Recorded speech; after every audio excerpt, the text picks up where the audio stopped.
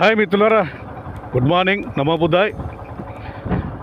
ఈరోజు ఒక 198 కిలోమీటర్లు బయలుదేరిన తర్వాత, అంటే 198 కిలోమీటర్ల తర్వాత ఒక మాన్యుమెంట్ వస్తుంది. అది ఏంటిదంటే, నా ప్రయాణం నేపాల్లోనే కొనసాగుతుంది. నేను ఇంకా వేరే రాష్ట్రానికి ఎంటర్ కాలేదు.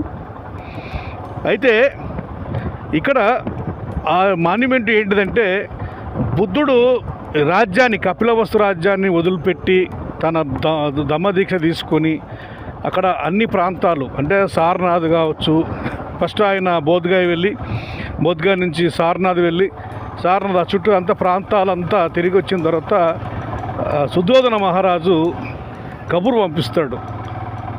ఒకగానొక కొడుకువి, నేను చూడాలనిపిస్తుంది, రాజ్యాన్ని వదిలిపెట్టిపోయావు, అమ్మ కలవరిస్తుంది అంటే గౌతమి రెండవ తల్లి కలవరిస్తుంది, చూడాలనిపిస్తుంది, మీరు రాని ఒక్కసారి రారా అని చెప్పేసి తండ్రి బుద్ధునికి, అంటే నాకున్న సమాచారం చెప్తున్నా, నేను దగ్గరుండి చూసింది కాదు, మళ్ళీ అంత పర్టికులర్గా చెప్తున్నాం, అంటే అక్కడ ఉన్న శాసనాలను బట్టి నేను చెప్పగలుగుతున్నా.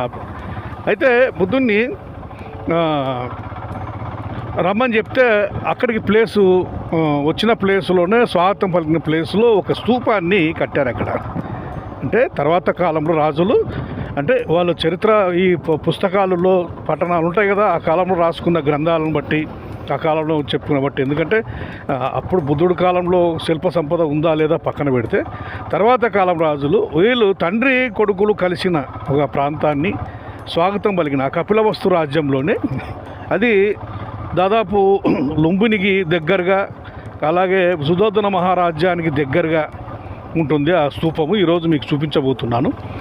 ఆ స్తూపములు దగ్గర, ఆ స్తూపం నిర్మించారంటే తన కొడుకుని స్వాగతం పలికి అక్కడ ఆయన కగులించుకొని, అంటే దమ్మదీక్ష తీసుకున్న బుద్ధుడిని, అంటే ఒక రాజుగా, యువరాజుగా బయటికి వెళ్ళిన బుద్ధుడు తర్వాత ఒక సన్యాసిగా రాజ్యంలోకి వచ్చినప్పుడు ఆయన తన కొడుకుని ఎలా చూడాలో అనుకున్నాడో, లేకపోతే ఆయన సంతోషమా లేకపోతే బాధపడ్డా తర్వాత విషయం, కానీ కొడుకునైతే తిరిగి రప్పించుకున్నది, అంటే ఇంట్లోంచి బయటికి వెళ్ళిపోయిన తర్వాత రాజ్యం నుంచి తను ఒక కాన్సెప్ట్ కోసం వెళ్ళారు. చాలామంది ఏదో పిల్లల్ని జాకలేకనో భార్య పిల్లలు వదిలేసిపోయారని మూర్ఖులు మాట్లాడుతుంటారు.